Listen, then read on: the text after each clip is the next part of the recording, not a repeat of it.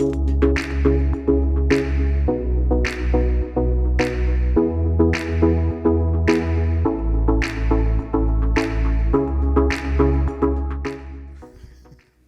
thanks for sticking around. I'm Glenn Loop, Executive Director of Cigar Rights of America, and welcome to the cigar equivalent of the McLaughlin Group. I put it to you, Craig. I always wanted to do that. Josh, the McLaughlin Group was a TV show on PBS before you were born. That is probably true. Before we begin, just so the audience and everybody listening in the future on the broadcast of this knows who is speaking and who they respectively represent, we'll have each one of you introduce yourself, talk about the organization or company that you represent so that everybody knows the parameters, because a lot of these issues that we're going to talk about fit into particular niches of the cigar industry. So I think that would be useful. Craig? Craig Williamson. I'm president of the Cigar Association of America, as well as president of the Pipe Council out of Washington, D.C. We represent on the cigar side and also on the pipe side the manufacturers. We have some suppliers and just different organizations that are members of our association. With that being said, we represent 46 states. We are down to 44 this year just because of the need. There wasn't really a need to cover those 2 additional states. So we're down to 44 state lobbyists. We have 3 federal lobbying groups in D.C. So we represent all shapes and sizes of cigars. And we basically cover the states and count as many counties as we can. Josh? Joshua Habursky. I'm the Director of Federal Affairs for the Premium Cigar Association.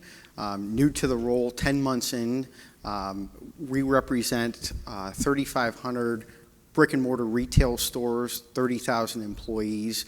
We're the premier trade association for the premium cigar industry, as well as pipe tobacco. We've been formed in 1933 and work on a variety of different issues on the legislative, regulatory, and litigation front. I oversee all of our operations at the federal level and work with outside consultants to ensure that we are putting the brick and mortar retail message forward and also advancing the premium cigar industry at large. I don't know if I have as good of a story as the 2 who preceded me, but I'm Dan Trope. I'm with SI Group Client Services, which is the DC office of Swisher International.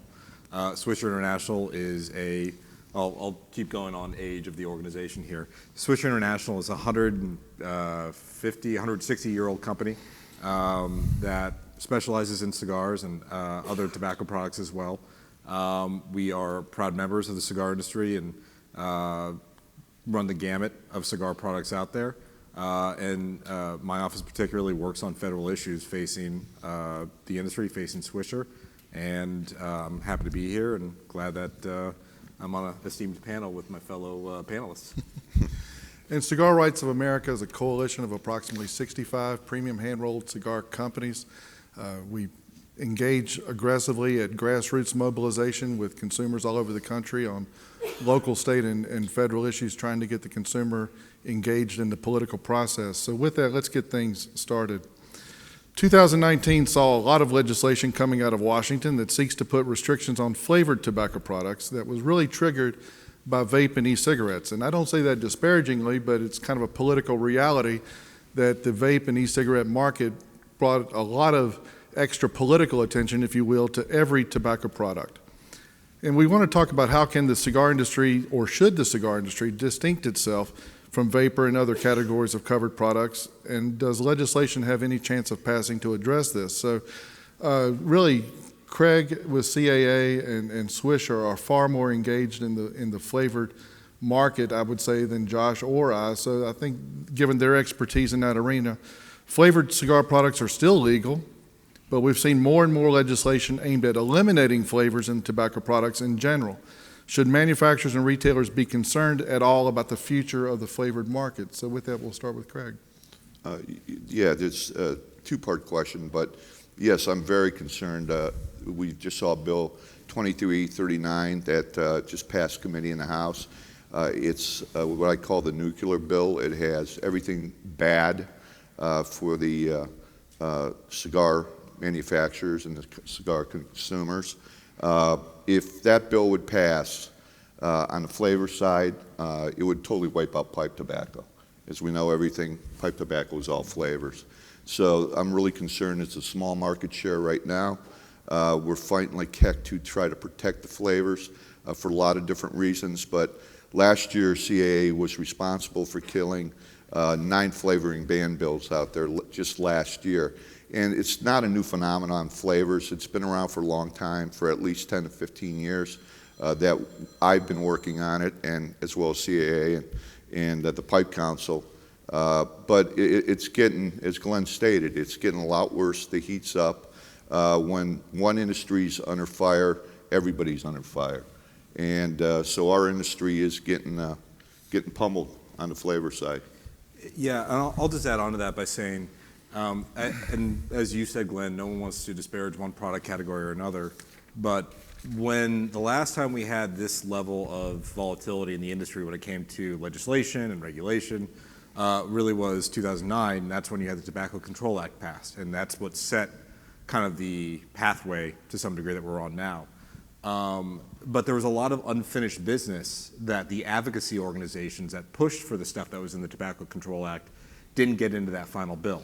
You know, menthol was one of them, and a few other pieces as well, and flavor restrictions. They tried to end around opposition to a flavor ban at the time in Congress by giving FDA the authority to put out basically rules that would ban flavors later on through the regulatory process.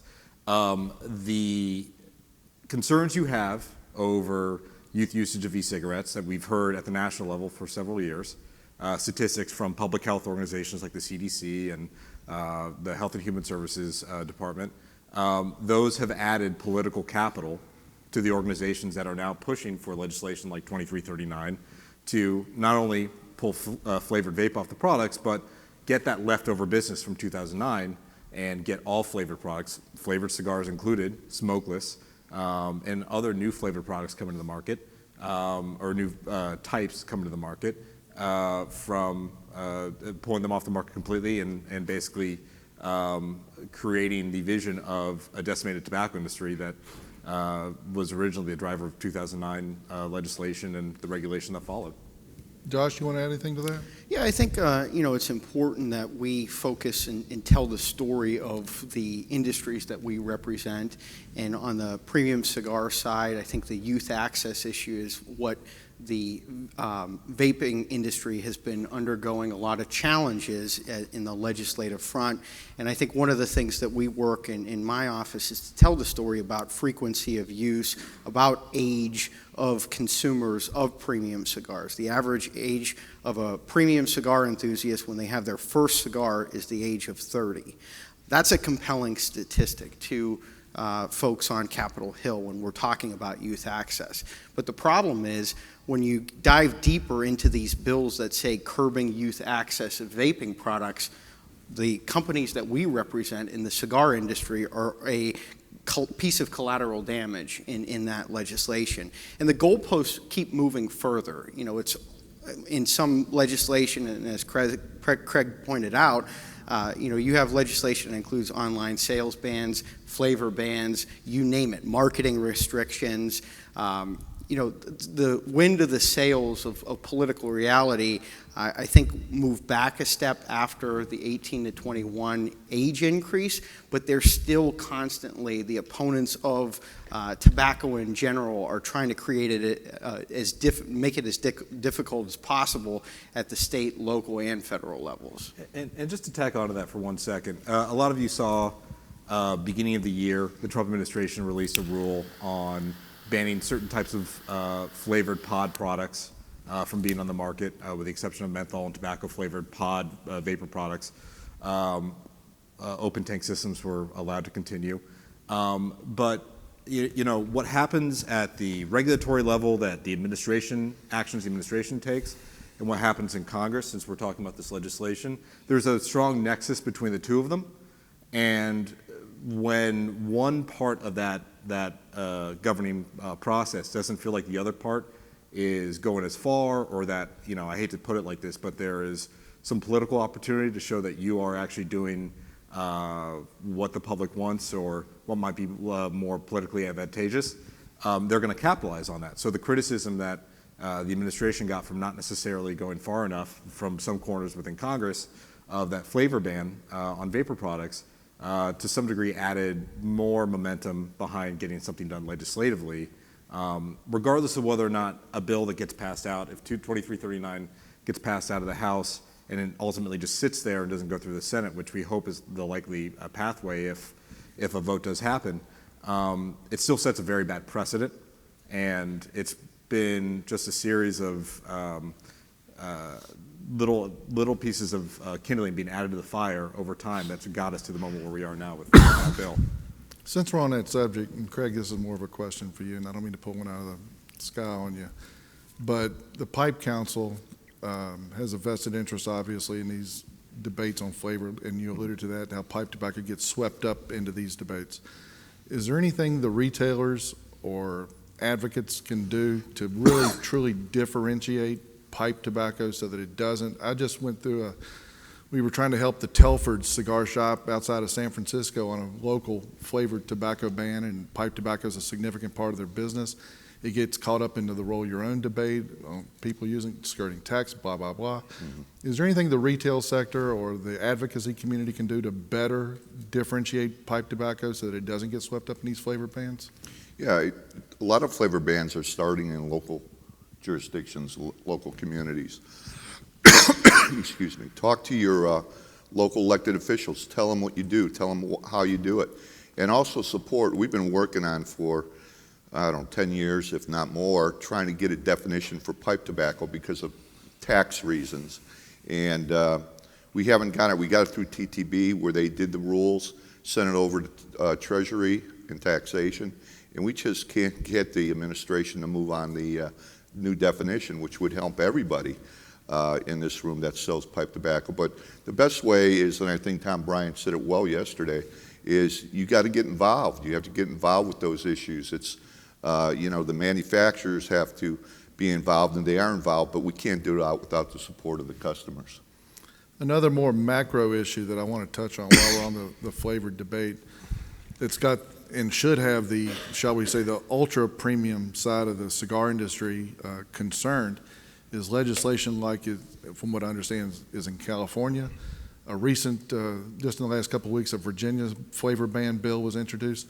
And what I'm getting to is that the way these pieces of legislation are being structured is that flavored descriptors brings in everything. So the analogy has been when Cigar Aficionado writes a review and says it's got notes of caramel and citrus, does that make it a flavored product? Well, when you drink a Cabernet and you hit notes of raisin, that doesn't mean there's raisins in it. So we've got a new battle on our hands in that regard. Do you want any of y'all want to touch on that, on this flavored descriptors part of the debate? I don't want to get too far into the flavor descriptors part because I might be speaking out of my depth. I will say though that there is a concern. So there's the California legislation, but with any of the federal flavor bans that you see out there, including this 2339 that has the most political weight behind it, the interpretation of the characterizing flavor ban in those bills, it's not just what's written down and that's canon from now on. It's how does the agency, the Food and Drug Administration, which takes that and will be enforcing that ban, interpret what is kind of what the congressional intent was. Is it simply a characterizing flavor, an additive, some sort of part of the cigar itself or the manufacturing process? Or does it get more into that, if it smells or if somebody uses a word that describes it as one flavor profile over another, is that somehow what Congress intended to do, and that's actually what we, the FDA, are going to enforce? That's kind of the slippery path that we get on when we start having this legislation that gets momentum behind at the federal level. They're going to also look to precedent within the state to try and inform how they should then come up with the final guidance, final rule that they, the agency, will set, and then do their enforcement. So that is what we all have to be aware of, and not just assume that some things will happen in certain states and then it's that state that's the issue and everything else will be kind of copacetic otherwise. And What I I'm would sorry. just add to Glenn, the other day, Vermont just passed a bill in committee, and it looks like there's a strong push to get a flavoring ban bill in the whole state of Vermont. If I'm not mistaken, and I'm just kind of ad-libbing on this a little bit because these subjects keep coming up, but didn't Massachusetts pass a flavor bill that did exempt pipe tobacco? Yes. And that's a great model. I think that the Virginia group just used the Massachusetts legislation as a model to say, all right, you want to attack flavors, but these are very distinctive products and you need to have a carve out. So what I'm hoping this highlights is that tobacco control is getting ever more creative about ways to attack the industry. I never cease to be amazed by the level of creativity by our opposition to this, and it just gets tighter and tighter. Craig, you brought it up, and both of you have alluded to it, but the audience may not know exactly what we're talking about with regard to H.R. 2339. Craig referred to it as the nuclear bill. It is bona fide the worst tobacco legislation, I think, present in the United States Congress. I guess that's a fair statement. So let's give the audience and those listening in the future a little background on this. The House version, the Pallone-Shalala bill by Congressman Pallone of New Jersey, Congresswoman Shalala of Miami. There was recent hearings. It got out of committee. Let's chat a little bit about the details in that. Specifically, the part that's of interest to the consumer and the retail community as a whole is about how that legislation would have threatens internet sales. Let's dive into 2339 in a greater level of detail for the audience. Well, you also forgot Congresswoman Kathy Castor. And Castor was on the committee and on the bill, and we'll talk a little bit about the amendment process and how we dived into that as well. Who wants to attack that first? Yeah, I think with that legislation, I mean, as you correctly described it, as currently written, it would be extremely problematic for the industry at large. The Senate companion version as well by Senator Brown that was recently introduced. There's a lot of different components to it. As we mentioned before, the online sales ban, the flavor ban, a lot of different hits on the industry at large. We need to remember that this initially started out as a Tobacco 21 bill, as a bill to address youth access to vaping. So again, there we see the principal cause behind a lot of these bills being introduced has nothing to do with the cigar industry, but we're extremely affected by this. Craig mentioned the Castor Amendment. That's something that there was an amendment that was added late that would define a premium cigar. We are working with Kathy Castor with a separate bill, H.R. 1854, as well as Senator Rubio's office, S9. Those are the premium cigar definition bills that define a premium cigar based on 6 characteristics and exempt premium cigars from a lot of Food and Drug Administration regulations. The Castor Amendment also adds a price point in the definition of premium cigars at $12, a $12 price threshold. So, you know, in the totality of the legislation, it would help 20% of the industry and extremely harm 80% of the industry as currently written with that $12 price point. You know, speaking as PCA, we're happy to see the acknowledgement of a premium cigar definition, but the definition as currently written is not something that we're you know, happy with. Yeah, well, getting back to the broader elements of the bill, though, I mean, it really is a multi-headed hydra that problematic is a very good euphemism. I think I might go a little bit more extreme, but it's dangerous. It bans online sales. It extends marketing restrictions that cigarettes have been under for a decade to all tobacco products. I mean, to the point where effectively you can't do any kind of consumer-facing advertising whatsoever, depending on whatever tobacco product that you have. It adds a whole new layer of, it's called user fees. Basically, the payment system that the industry pays into for the FDA then to have money to regulate the industry that they then continue to pay into, and so on and so forth. And also extends some power to the Federal Trade Commission over some advertising for e-cigarettes, and then, of course, the flavor ban piece. But if this bill were to go through, and totally understand the comments on the premium cigar piece, But it is I don't want to be so extreme called an industry killer, but it certainly would be something that the industry would not come back from and look the same as it does now if something like this were to actually go through.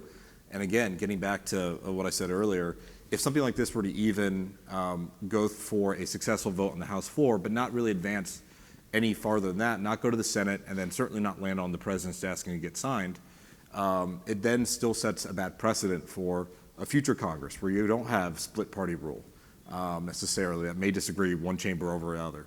And so overall, I mean, the industry would have sincere harm from this bill, and even those that might get a bit of a reprieve.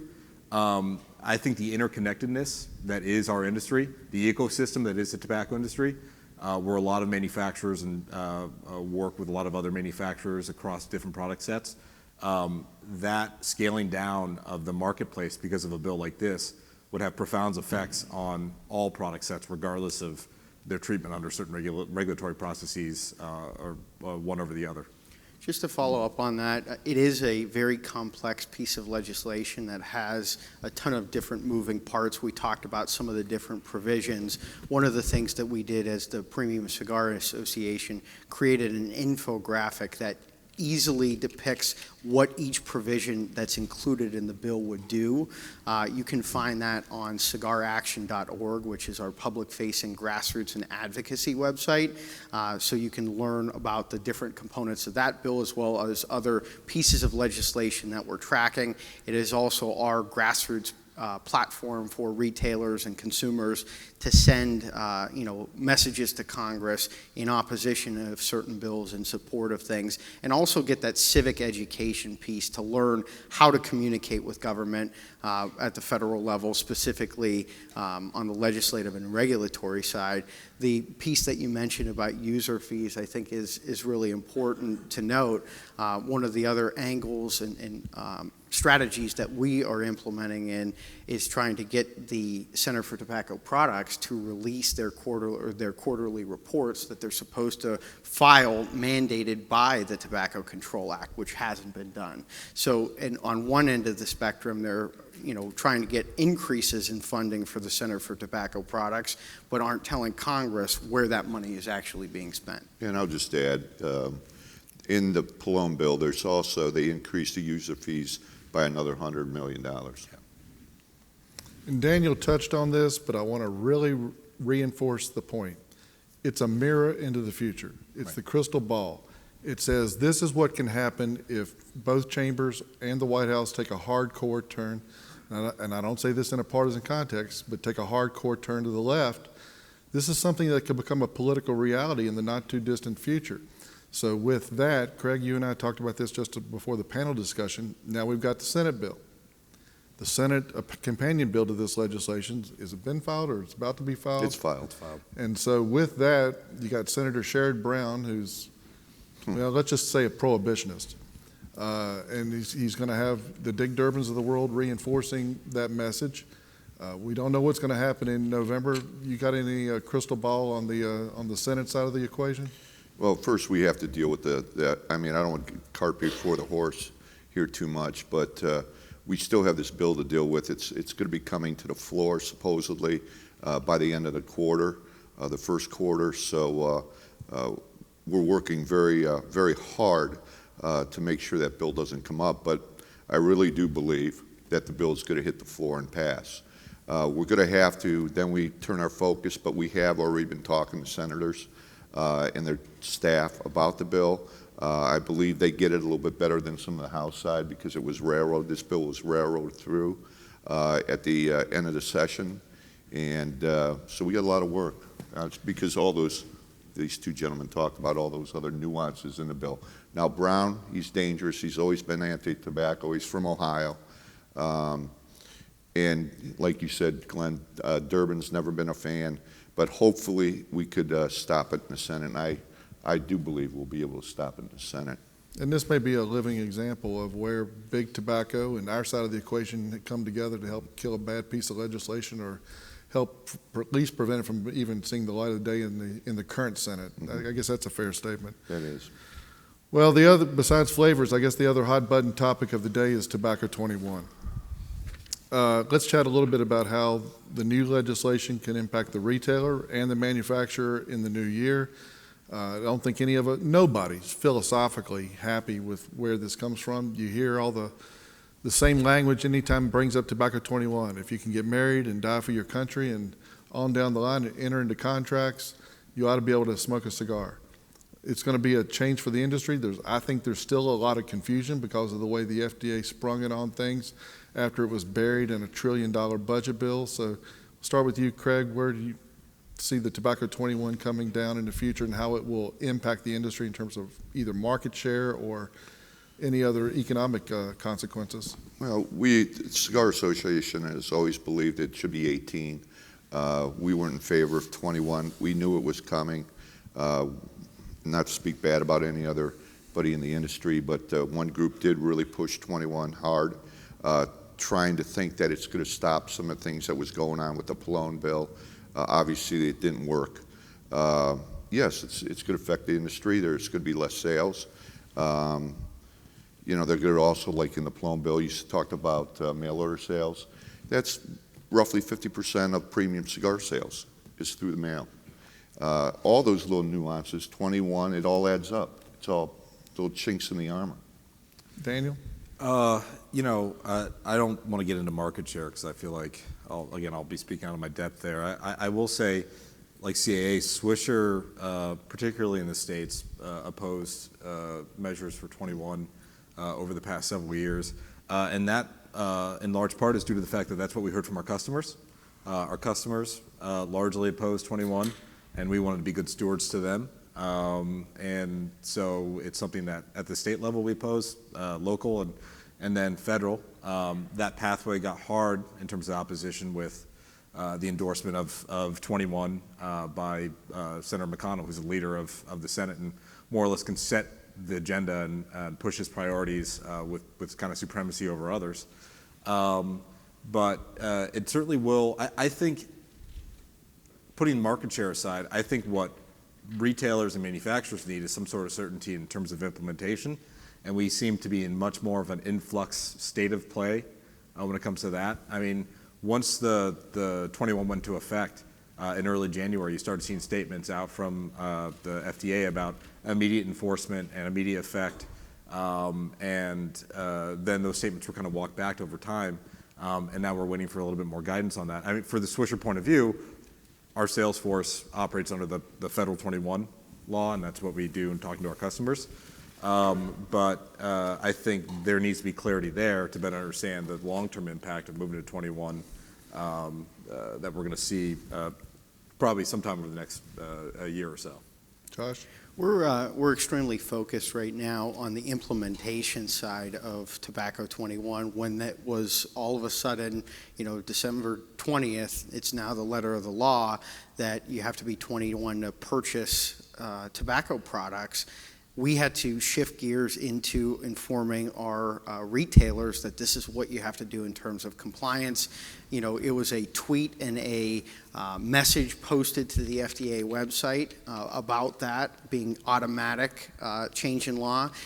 Formal regulation hasn't been released. There are a lot of unknowns. There are questions that we've been getting from all of our members across the country.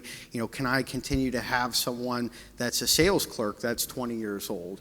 Mm-hmm. What about the state level, interactions as it involves consumption? Those nuances. We produced a frequently asked question document that went through some of those. We're also working with other trade groups outside of the cigar industry, the national convenience stores, the grocers, in an ad hoc coalition about T21 implementation, getting the materials and resources from nonprofit groups like We Card to our members so that they can comply with those things. We've gotten a lot of feedback from PCA members with additional questions. Please continue to send that to me. We've sent 5 letters to the FDA on this topic. between now and December 20th, trying to get more guidance in that coalition format. The recent release that the FDA had in mid-January was a result from those questions and that outreach. We are still getting a lot of headaches from our members expressing the difficulties of, being on a military base, telling someone that's 20 years old that you can't purchase this product. So there are a lot of concerns that we have, and we're continuing to engage on those fronts. And didn't the language that the president signed include language about 180-day implementation and issuing guidance and having a public comment period? So this is where I stress I'm not an attorney, but there was a requirement for some sort of clarifying rule within 180 days from the FDA within that language. But again, getting back to my point earlier about interpretation at the agency level, they still interpreted that statutorily that now 21 is the law of the land, just guidance on how to do that and how to implement that comes in 180 days, and that's why we're in this confusing period now. I don't think the FDA waited a few hours from the time the president signed the bill. I will say now that 21 is, regardless of whether or not it's implemented immediately or it takes some time or it is the law of the land as of this very second, for all of us on stage, for all of you in there, the importance of stressing, okay, 21 is the law. Let's give 21 time to pan out. If a driving concern of a lot of what we're facing within the tobacco industry from the state, local, federal policy areas are driven by concerns over youth access, and we're now moving to 21, it's there. Let's give it time, and let's see what happens over time. And so when you're talking to local lawmakers, when we're having conversations up on the Hill, stressing that we've taken a step, let's actually give it time to play out before we take additional draconian steps on the industry, that's something that that all of us need to kind of imbibe and use on a day-in, day-out basis as we're having these policy discussions. What amazes me about this subject is that all of these politicians have voted for a 21 bill, and they're doing so now at the state level. They think that it's going to magically stop, that it's just going to magically stop anybody under 21 from touching tobacco products, when a subject that I don't think we talk about enough in this industry as a whole is enforcement. And this is an amazing thing, and I don't know how many of you have heard this number, but FDA has done over 1 million compliance inspections. Card check, different types of violations at the retail level, over 1 million compliance. I don't know how many convenience stores and cigar shops totally are in this country, but 1 million compliances sounds like a lot. And yet, if I remember this number correctly, after they started keeping these numbers, it's like a 95, 96% compliance rate. At least it used to. I think it's right in that ballpark, 94 to 96% compliance rate. That's an amazing commentary on the efficiency of the retail community, actually. So I think, I'm just personal commentary here. I don't think it's going to end up having the dramatic impact that the Dick Durbins of the world think it will. Anybody want to add to that? The only thing I'll add is one of our concerns was going to 21 from, you go 18, then you go to 21, then next thing you go to 24, then you go to 27. It's a snowball action. It happens a lot in the legislative process, so that's really was one of my big concerns. Do you think it's a realistic proposition that they'll move the goalpost again? They could. You never know. Especially at the state and local level. Yeah. You can see in some more of the progressive areas. I think the clarifying points that the FDA recently made, that there's going to be a ramp-up period of enforcement, not saying when that's going to take place. For the time being, you won't see any inspections being conducted by persons over 18 years old. So there's this window of time that's unset of what is actually going to occur with enforcement. For the retailers that are out there, eventually you're also going to have to update your card processing at the age of 30 versus 27. So that's another development of the spending package language that was included. I think it's important to note that this was passed outside of regular order. In your initial questions about a lot of legislation, the political reality of it actually getting passed, with everything that's going on with impeachment, the election, this Congress in regular order, I don't envision a major tobacco bill crossing the finish line. Anybody want anything to that? I would agree with Josh, although God, the ground shifts so quickly sometimes. Yeah. Before early fall 2019, when you had as everyone saw in the news, the constant drumbeat of this pulmonary illness linked to, but ultimately is likely illicit vaping products, it didn't seem that you really even get a bill on the House floor. So not to be a pessimist, but I agree with Josh, but the news cycle can dictate what happens a lot more than what the four of us can, unfortunately. And we won't even go to the subject of what happens if there's a President Bloomberg. Go hang out with dogs more. Oh, you'll have your first debate about a national smoking ban. That's what would happen. Let's switch gears. What is cigar I will start this with Craig and Josh, and Dan, you can chime in if you've got something on this as well. But what do cigar manufacturers and retailers need to know about substantial equivalence? How will it impact manufacturers and retailers? And do we believe that there will be any type of, well, let's get into the extension part at the end of the presentation when we talk about the litigation. But let's chat about what the subject of substantial equivalence means to the retail and manufacturing community. Craig? Why don't we start, Josh, I think, with the retailer? in terms of substantial equivalence, we're working to streamline a process with the Food and Drug Administration that would make it easier. There's a lot of components of the substantial equivalence process that are cumbersome, unwieldy, not workable for the cigar industry as itself. So harmful and potentially harmful constituents. That's an example of something where you can't test a premium handmade cigar like you can a mass market cigarette.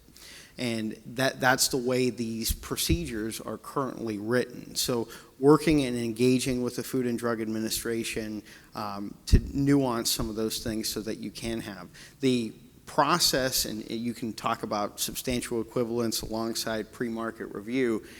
It is crafted in a way that is meant to stifle innovation. It is meant to be anti-tobacco.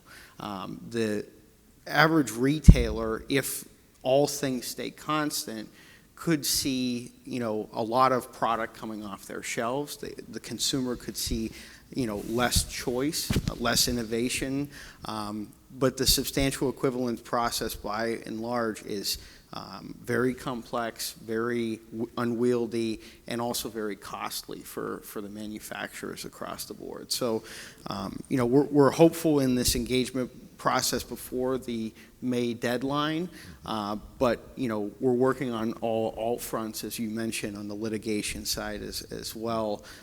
We have scheduled with the Food and Drug Administration as of last week, March 31st, a listening session on the regulation of premium cigars. And the tough thing is, March, folks are already starting to prepare, and some have submitted substantial equivalence reports as well as pre-market review. So, the industry as itself is already ramping up, anticipating having to comply by these things when not everything is set in stone. The substantial equivalence process and all of the factors that go into it is still not set in stone. I attended this seminar at the FDA, and we asked 20 questions about the substantial equivalence process, what it means to the retailer and manufacturer, and there's a lot of unknowns still out there. And it's unfortunate that our industry is going to be forced to comply with something that's not totally ready to go. And the agency doesn't want to do it either. Yeah. The only thing I agree with Josh 100%, but what I would recommend that people do is really start looking into it, because I know some manufacturers are moving ahead thinking that we're going to have to do it in May. Other manufacturers aren't. I would probably recommend, I'm not an attorney, but I would probably start getting the gears moving that it's going to have to happen by May. So that's the only thing I'd add to it. Dan, you got anything on this? This is where I sit back and just let the association guys talk. Josh, I'm going to put this one into your camp. What is your advice for smaller manufacturers in the premium cigar space who are facing higher cost of doing business, and how they're the boutique side of the market, which obviously gets a lot of attention in the premium space, how the boutique market can better handle regulations or what they're going to be confronting in the future? I think two simple things: educate and advocate. Become familiar familiarize yourself with a lot of the components of what's going on with the industry, the history of it going back, several years where we are today. Small manufacturers have, and retail members as well, have the fortunate backstory of being small business owners that employ real people. That resonates with members of Congress and the political forces that are out there. In any of the presentations that we've done over the past 10 months that I've been on board, it's not only me as a professional hired lobbyist being there, it's led by the individual brick and mortar retailer telling their story about the number of employees that they have, the history of their business, factors like that. That is going to sway hearts and minds. So adding that education component of how can you get involved in the political process. If you haven't sent a letter to Congress or haven't sent a letter to the FDA, now's the time to really start ramping up those efforts. Also, support your trade groups, support the associations so that we can continue to fight the fight. Cigar Rights of America on the consumer side, encourage consumers to do that.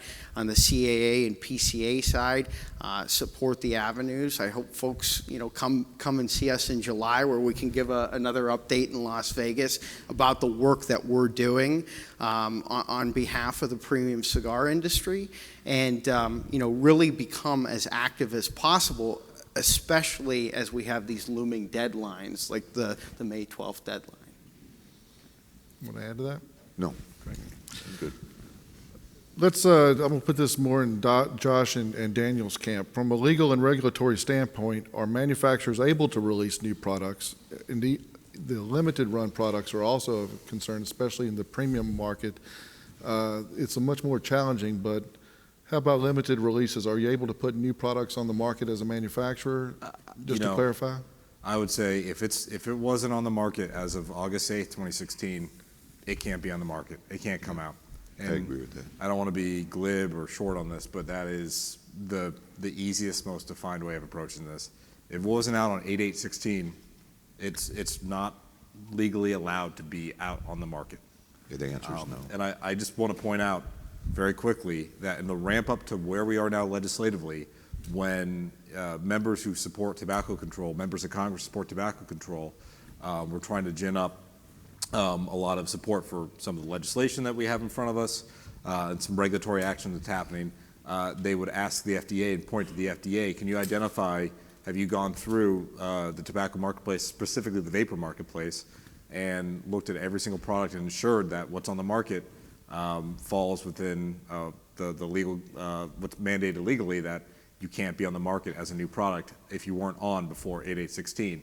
And so that brought some attention, or added, I guess, some momentum to, I guess, the situation that we're in now. And for those of you who are thinking about that, thinking about the new product offerings, just know that people are aware of that concept, and people are aware of maybe some bad actors who have done that, and that helped put us where we are today. And so, even though I said I was going to be short, I went on for a while. But no. Let's just pull out the crystal ball. We've got an election coming up in November. I want all three of you to chime in. What's the crystal ball say for the future of the cigar industry, for the foreseeable future, in light of the political uncertainty of November? I think this cigar industry's been around a long time. I think it's going to survive. I don't think there's anything out there right now besides, what FDA is trying to do to us and what certain members of Congress are trying to do to us.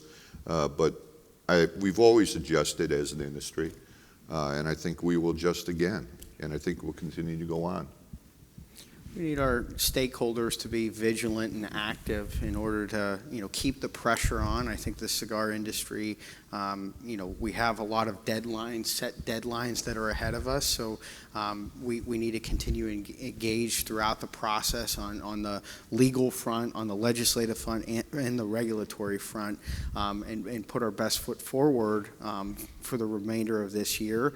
I think also, we have a window of opportunity with an administration that wants to create certainty for small businesses specifically, and create a regulatory scheme that is conducive to the growth of business, to growth of jobs. So carrying that, pushing that messaging forward will hopefully resonate. If you look at the FDA and HHS, we were talking before the panel, they're the only agency that's pushing out more regulations on businesses. Across the board, this administration has been very much deregulatory, to the point that that's a messaging arm of their campaign and of the administration itself. So, calling that out in the interactions that we have with the different agencies and saying, hey, we have small businesses here that need regulatory certainty. They need certainty for their employees and the economic footprint that they contribute to their local communities. Daniel? Well, one, if I had a crystal ball, I'd use it to figure out who's going to win on Sunday and then put a bet at the sports book. But I agree with Craig and I agree with Josh, not to take the easy way out, but I do think this is a resilient industry. We will adapt, but it also takes constant engagement. And as I just said before, the news cycle helps dictate to some degree what ultimately befalls upon all of us. So we have to be reflexive, and we have to be prepared and keep the message consistent to decision makers at all levels, and just make sure that your voice is heard. But I do think challenges are coming, and we just as an industry need to figure out how best to navigate them. But I think you also have to add in about the Congress itself and the President's office. That plays into the crystal ball too, because the House is not going to change. It's going to stay Democratic. We could lose the Senate. There's 4 important races up this year, and it could switch to Democratic, which means it just makes it harder for President Trump to do exactly what Josh was just saying. So that all plays into it also. Well, you brought up the consumer engagement, the retail engagement, and I think we need to highlight that for just a couple of minutes. Both Cigar Rights of America and the PCA have tools that the retail and consumer community can use. We're the 2 organizations that have that. NATO's got that. They talked about it yesterday with the local alert system. We cannot stress that enough. I mean, we've put over 500,000 messages into Congress in support of exemption legislation over the last 3 sessions of Congress, and even that's not enough. And I'll highlight just one political analogy, and it grates my soul every time I tell this story. I told Josh earlier because it was before his time. This has got to stop. A year ago, the IPCPR convention was in this city, up across the street, and Congressman Amedee from Nevada was in there giving a speech about how he's working to defend this industry. A United States congressman shows up for a cigar convention to talk about how he is working with his colleagues to defend this industry. And the room in it, no offense, had about as many people in it as this room right here, right now. I slipped out the back, and I went through the back door, and at the same time, within 15 minutes, the General Cigar opening reception was getting ready to launch next door. There must have been 600 people outside that door waiting to go in and have a party. That's got to stop. The retail community, the consumer community have got to be ever more engaged and realize the level, and I hope this discussion has highlighted the level of threats that's out there for all sectors of this, and trade associations can't do it alone. So Josh, just take about 90 seconds to talk about cigaraction.org, and you can go to cigarrights.org, and we've got it on state legislation as well as the federal legislation, but point that out. Yep. So we have, 2 websites, premiumcigars.org and cigaraction.org. Cigar Action was created 2 years ago to be a grassroots, grass tops arm to, provide information, bill summaries, to allow, consumers as well as retailers to engage with members of Congress. There's resources in there about the electoral process. It's Civics 101. It's that plus a lot of information on the premium cigar industry as a whole. And we send out those alerts when it's the most pressing information, but that is a lasting site that will continuously be updated on different resources. And we're trying to get more creative with that. And again, it's a feedback loop. If there's things that are resources that are of interest to you and your business that you think that we should be aware of, feel free to send me an email and we'll work on it. A perfect example of that, I was going to the Cigar Heritage Festival in Tampa and bought a lighter, and on my way back I was told I couldn't bring the lighter on the airport. And I did a first-person narrative blog after I met with the Transportation Security Administration on what you can bring on an airplane as a cigar enthusiast. So that's a resource where you can go and see exactly, if you purchase something in one of the great shops here in Las Vegas, what can you bring back home, and what are some ways around it? And so, we're engaging with all of the federal policymakers across the board. If it is a federal agency, in the past 10 months, PCA has been in front of it and will continue to do so. But again, help us sustain that feedback loop of evergreen, informative information so that we can get it out there and work with a lot of the great media outlets like Tobacco Business. I'm very thankful to have this opportunity and TPE to present some of these ideas. And I just want to highlight, and I don't see this in a partisan context, but I think it's a tangible example of engagement. I think Senator Rubio has done more in the last 12 months to help our cause than has happened in the last 8 years. And Craig and I were there last April, almost a year ago, April, when he held the first committee hearing ever purely on the question of premium cigar regulation. And he had an incredible panel. And the industry guys, Drew Newman and Jeff Borshwood spoke for the cigar industry, and what that message is and how unfairly the industry's been treated. What was marvelous was the two other panelists. Dr. Rodu of University of Louisville spoke about how the FDA has truly manipulated statistics to paint premium cigars into a camp that's less than favorable and should be treated harshly, and he highlighted how they had done that. And the General Counsel for the Small Business Administration really articulated very publicly about how the FDA has ignored all the adverse economic consequences of the FDA regulations. So I just I'm not bashful about commending Senator Rubio in public about what he's done for the sector that's represented on this stage. So with that, I'm going to cap off this with a talk about the litigation effort that all three trade associations are engaged in.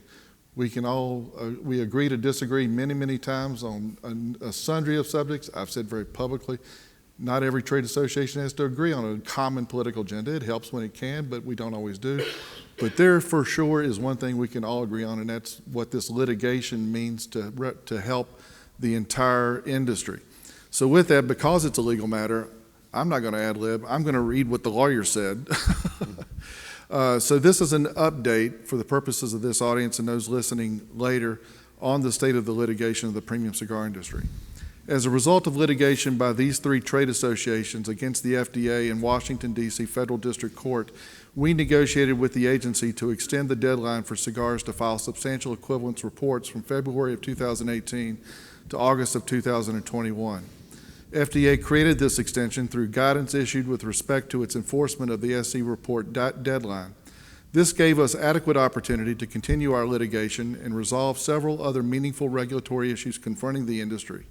Unfortunately, a group of healthcare groups filed action in Federal District Court of Maryland, and a judge there, the now infamous Judge Grimm, focusing almost entirely on e-cigarettes, ruled that the guidance was improper and, in effect, becoming the agency itself, ordered that pre-market applications for all new deemed products would be due on May 12, 2020.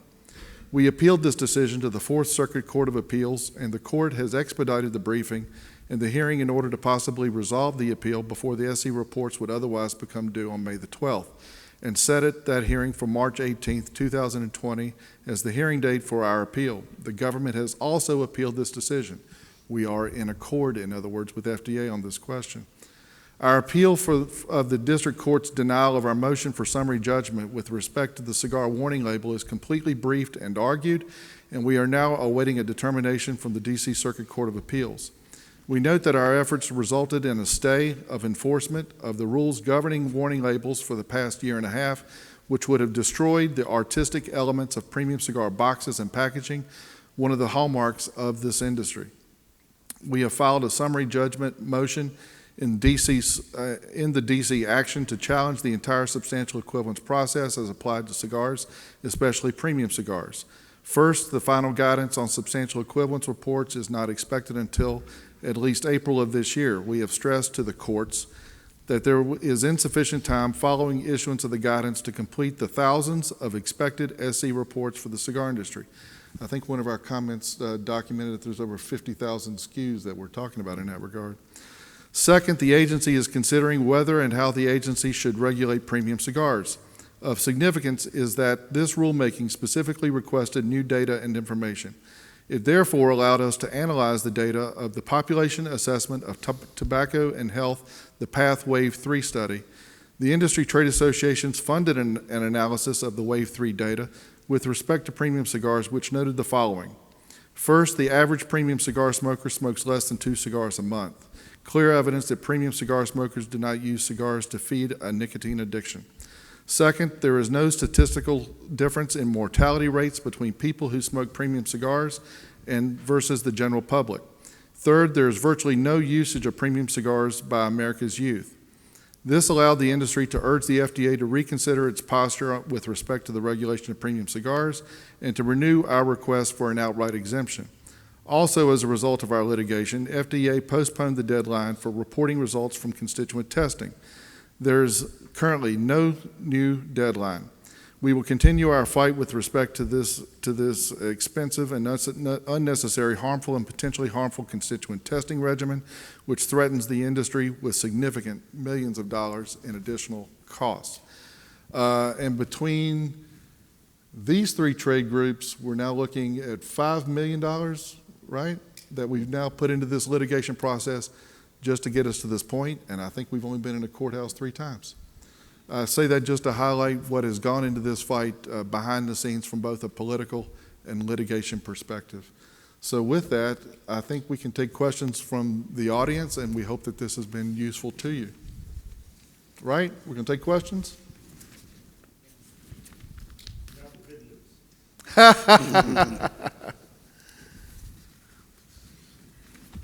Good news is we're still waiting. What?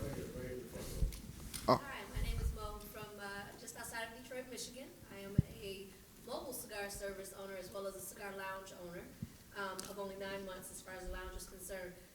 One of you spoke, and I don't remember which one it was, so forgive me, but spoke briefly about what retailers could do more of to be more involved in this process. One of the things that we're big on at our lounge is educating. Educating not only on cigars themselves as well as our bar and all of that stuff.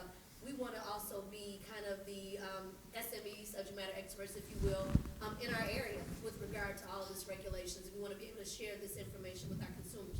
What else do you think we can do to help support this, in addition to, joining the various organizations and things of that nature? Is there anything else?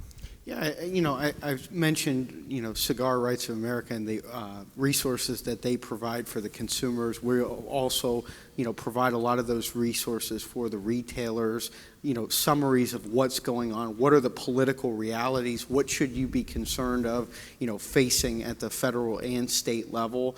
To sign up for our email updates, I think that's one of the best resources, because if it is a pressing issue going on in Michigan or at the federal level, you'll get that information sent directly to you. And we find that a lot of cigar lounge owners want to provide those resources to the consumers of what's going on, and that the chatter in those cigar lounges often is about, can I smoke this 6 months from now or 12 months from now?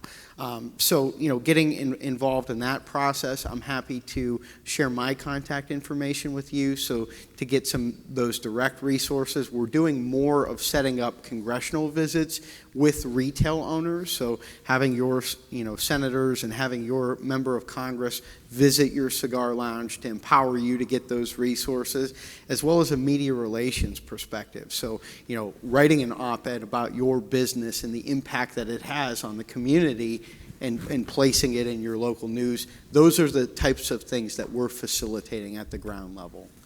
One of the things that always amazes me, 8 years into this, is the number of retailers that have not met with their member of Congress about this. And there's really no excuse. We're running out of excuses for not getting our message across.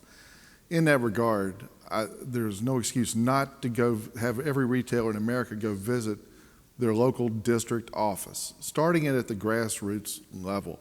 Everybody lives within 20 to 30 minutes of a district office for their member of the House of Representatives. Everybody lives probably within an hour of a district office for their members of the United States Senate, a local constituent services office. I'll bet you the vast majority of retailers have not done that in this country, whether at the convenience store level or the premium cigar shop level. Plus, we're looking at a market that's probably 3 to 4 million cigar smokers in the country. That makes us a bona fide voting bloc. I mean, last year I spoke at the Cigar Aficionado Big Smoke seminar, and I said, there's a lot of special interest groups in this country that would give their right arm to have 3 million behind them. And that's really what we've got, and we've got to highlight that we are a bona fide political constituency, which is one of the reasons we highlight to both parties, and namely the Trump administration right now, since we're begging and groveling for relief. We happen to be economically significant to Pennsylvania and Florida, and rumor has it they're pretty important to re-election. So, but likewise, the Detroit market, the Michigan market's incredibly politically significant. And every shop in this country's got a base of customers of probably 2,000 to 3,000. Well, sponsor a cigar town hall, invite the member into that given shop, invite them to the cigar lounge. I mean, there's not a House of Representatives member that won't, pay attention to 3,000 to 4,000 emails coming into their office. So it's truly time to mobilize that type of constituency. Others? Oh, come on, Jess, you got a question. I've been asking questions all week. Other questions? Comments? Earlier, my biggest question coming in before was, we were trying to enforce the 21. We specifically had it talk to people in our city, and they said smoking at 18 is still okay, but just the future of when you can smoke versus when you can buy, and what we're looking at there. And that begs another question. Tom brought up on his slides yesterday, Josh or Craig, y'all would know the answer. He said it didn't apply to clerks. Is that what I saw? Yes, that as currently, they cannot purchase tobacco products. they can The work there. language, they can work there. And that was something that we clarified. It's in our frequently asked question document. But, the age of purchase is the issue at hand. You're not going to be penalized if, for instance, someone provides you a gift, and you have to follow the local and state law as applicable about consumption, but no one's going to be arrested for smoking a cigar that they didn't purchase at the age of 20. So it is a gray area, and in this guidance document that's released by the FDA in the formal regulation, when that process goes through, we may see further actions related to that. But as currently it is the letter of the law, you can have a clerk that's 18, 19 years old as long as they're not purchasing tobacco products. Very good. Any other comments or questions? Yes, sir. You said it took $5 million to get into I'm sorry, $5 million what? $5 million to be seen in court how many times? We've been in court 3 times. Judge Maida once. Yep. DC Circuit Appeals Court, yeah. So how much more do you think, as far as monetary-wise, is going to take to kind of step forward? Well, I wish I knew the answer to that question, I but know it's but I say we've been in court 3 times, but I'm not belittling that. There's a lot more to it than that. It's negotiations with the Justice Department. It's negotiations with the administration, where they're coming, seeing where the agency's coming from. It's the preparation of the briefs. That's included an extensive public comment that was filed in July of 18? So there's a lot more into that than just 3 court hearings. But, it's, Craig, your guess is as good as mine about how much money it's going to take, but I don't even want to speculate. It's a tough question. I mean, you see 6-digit invoices like never before, but we've got great litigation counsel representing the industry, and Washington's an expensive town to do business. Makes sense. That's very fair. Thank you. Other questions? Jess, one more? Oh. In the talking to your local representatives and everything, one of the things that we have successful with our local politicians is whenever there's a high-end fundraiser, we will volunteer to bring cigars, and that gets us input with a number of them, as well as their money people, which has been really helpful for our state. And a lot of different state legislatures have cigar caucuses where they like to get together and And that's an important point of in-kind contributions and going through that process. I mean, politics is extremely expensive. A lot of different levers have to be, pushed. The litigation side is just one example of it. But, the political action committees of the industry and contributing to those, that's another way if you're an eligible class member to contribute to, the different political action committees. I encourage you to do so. That's, part of our pack strategy, the Premium Cigar Pack.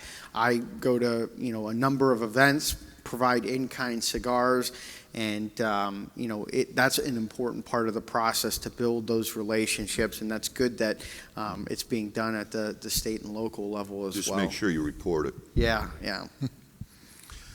with that, we'll cap this off by saying we should just cut more deals and smoke-filled rooms, and we'll all be better off for it. Thank you for coming. Appreciate it. No, one more? I'm sorry. Yes, sir. Real quick, one of the panelists mentioned the deadline of May 12th, right? Yeah. And I know that certainly, has impact on the manufacturing side. But can you, in layman's terms, kind of break down the actual deadline, like what it consists of, and then how that translates to the end user as far as impact? Yeah, I'm not an attorney, so I don't want to give you any bad information.